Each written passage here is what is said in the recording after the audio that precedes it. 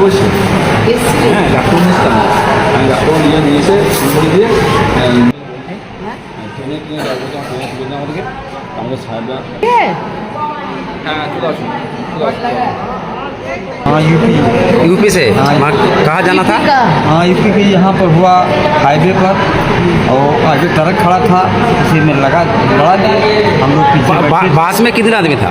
कम से कम 60-65 आदमी थे कभी कि 65-65 आदमी से कम नहीं 2 मंजिला बस था तो दोनों तर ऊपर भरे थे। इंजियोर्ड पर्सन থেকে আসছিলি আচ্ছা। গঙ্গাসাগর হ্যাঁ হ্যাঁ গঙ্গাসাগর যাচ্ছিল।